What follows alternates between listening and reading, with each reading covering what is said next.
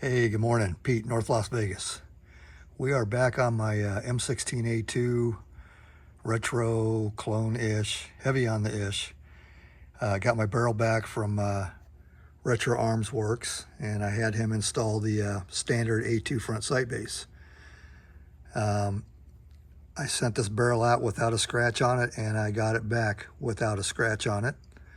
So I think the first thing we'll do here is we are going to pop this barrel into the receiver and see just how straight this thing is on there. So let me get the barrel popped into the receiver real quick.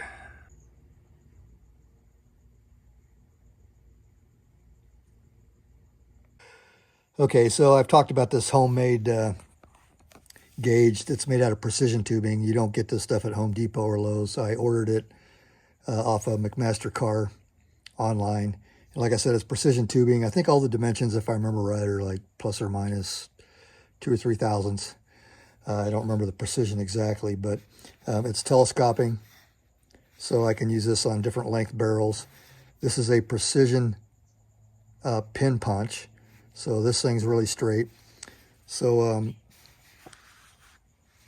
what I had to do was I had to sand down the back just a little bit, and that gives me a very nice snug fit inside carry handles. So we'll pop this thing in and we'll see how straight this front sight is. Well, that's about as straight as it can get. So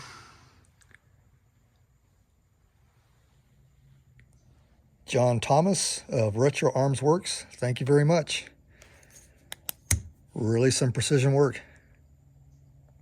Okay, so I thought I would mention this. On my last retro build, I used Trajectory arms out of Utah, up around Salt Lake. They found one of my build videos where I talked about using them, and they did a fantastic job also. But they're no longer doing gunsmithing work for some reason. I don't know why. They said they're in the middle of changing their business model. I'm not sure exactly what that means, but yeah, Trajectory Arm is not doing front sight bases anymore, at least for the time being. Okay, so on the FSB install, I forgot to mention that I also had installed the sling swivel, and look how good he got that rivet. I mean, that's one of the best rivet jobs I've ever seen. I don't know if I already mentioned it, but the handguard cap is nice and snug up against the barrel. But yeah, just quality work from Retro Arms Works. Okay, so on the weld spring here, you can kind of see there's some leftovers from the spot welds. And as you pull your delta ring back and forth, that can drag on the barrel nut and make things ugly. Does it really matter all that much? Probably not.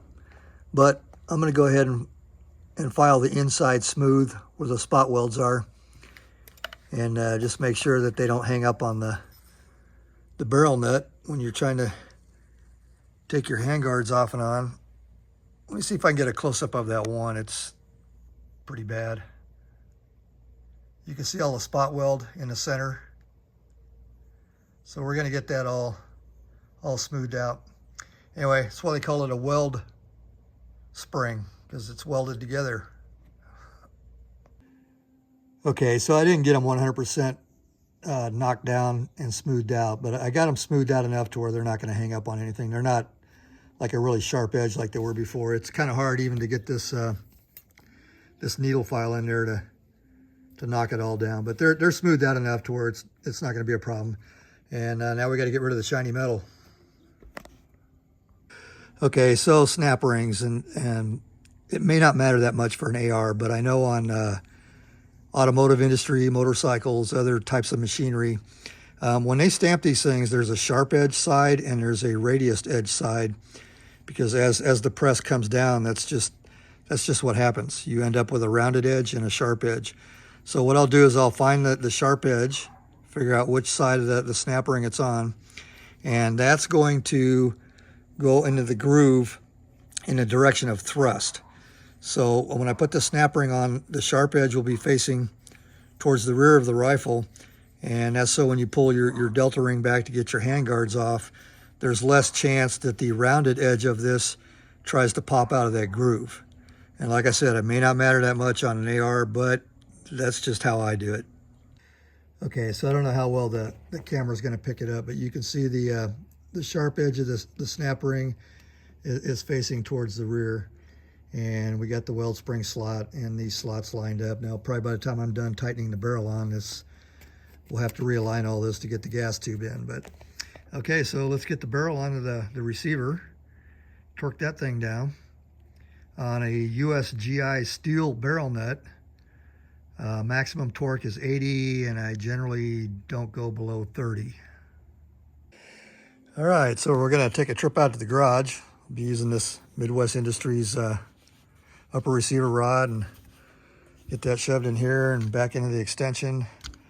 We'll put some lubrication on the front of the extension lug, the rear of the extension lug. We'll put a little bit on here, get some on the threads. We'll put a little bit inside the receiver. We'll get this all nice and lubed up and torqued down. So I'll be back once the barrel's on the receiver. Okay, so I ended up at about 50 foot-pounds, just a little bit under. And for me, that's what I'm looking for. That's like right in the middle. No drama, went right on. We got the gas tube lined up about as good as I think we can get it.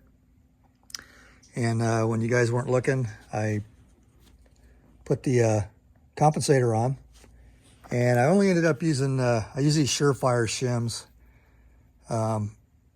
It would be more correct to use a peel washer for an M16A2, but once these are on, you can't tell if it's a peel washer or not. Anyway, I only used one of these at 2 thousandths. And that got me clocked and everything lined up, and probably at around maybe 15 or 16 foot-pounds, I would guess.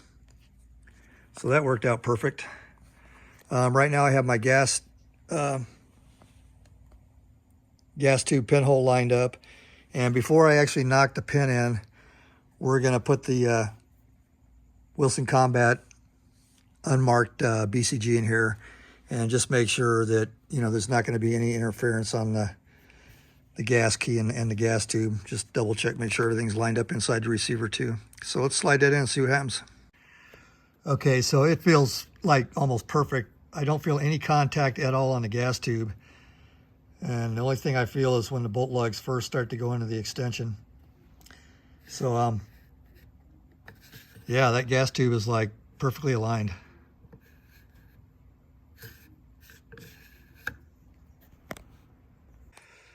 Okay, so on your retro builds, sometimes it's, you know, it's kind of easy to get in a hurry, and you want to keep this handguard cap from hitting anything, otherwise you'll bend it up.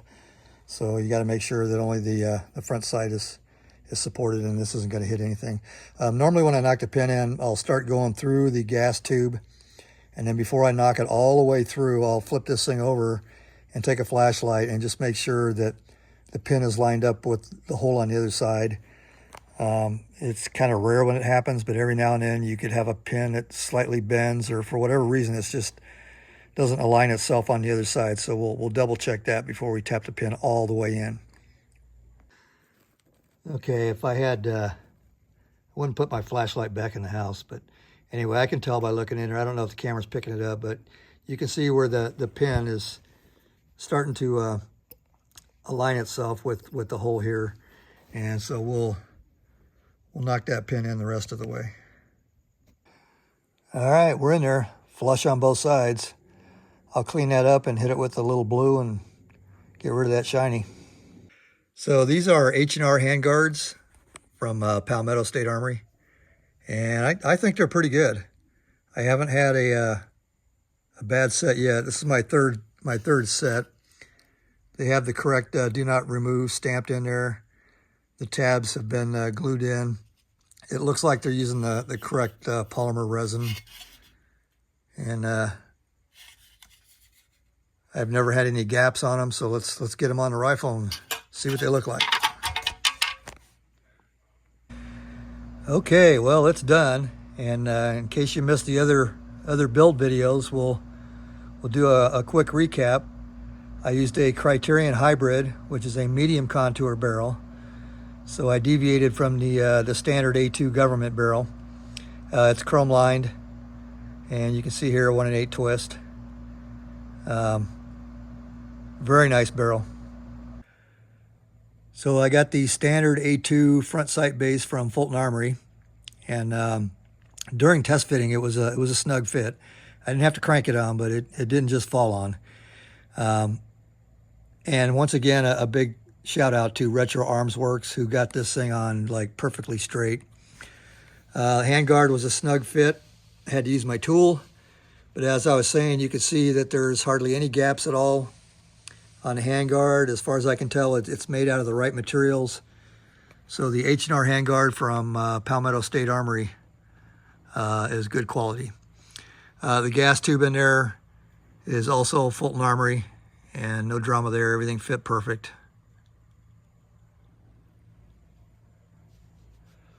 Fulton Armory on the Delta ring assembly.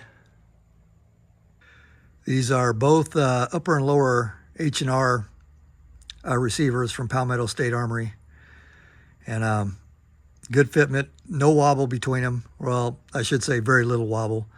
The lower parts kit I got from Aero Precision, and one of the reasons I decided to use Aero Precision is they don't dimple their pins. So if I wanted this to look more like an actual A2, I didn't want the dimpled pins. Geisley, that's an SSP single stage trigger. And this is a genuine Colt. And now this is the dark gray, almost charcoal, chalky version. And these are getting harder and harder to come by. The buttstock assembly is Fulton Armory again, with a metal trap door. I don't know how well the light's working on this. Sorry about the camera work. The metal trap door with the A1 style latch. And I'm using Aero Precision rifle buffer and spring and tube, but the buttstock is all Fulton Armory. This is a Fulton Armory rear sight. Now I'm doing another build at the same time and using a JSE receiver, and I ran into some trouble using the Fulton Armory A2 rear sight on that receiver, but it fit okay on this one, and it's a very snug fit. So I think I was getting close to running into the same trouble with this one, but we got it in there, no drama. Using a Wilson Combat non-logo bolt carrier group. Okay, so that's a Colt charging handle. I'm using the Fulton Armory non-pinned forward assist. Now the way Fulton Armory, or the ones that Fulton Armory sells, this button here is all in machined one piece going all the way to the pawl assembly. And this button here is what's press fit onto this one piece. So this design here, you don't really need a roll pin to keep it all together. And then you have the spring in here, which also puts tension against this cap. So if that press fit should ever come loose, it's not going anywhere. This thing's not going to come apart, even though it's not the roll pin design. Now, there are some out there that do not use the roll pin, where this button is press fit to the pawl. And that's the real cheap stuff. You don't want that.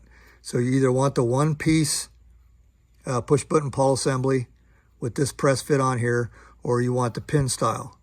You do not want the style where this button is press fit to the shaft. Those do come apart, but this won't come apart. Okay, so I was talking about this one earlier in the video where I had some issues getting the Fulton Armory in here.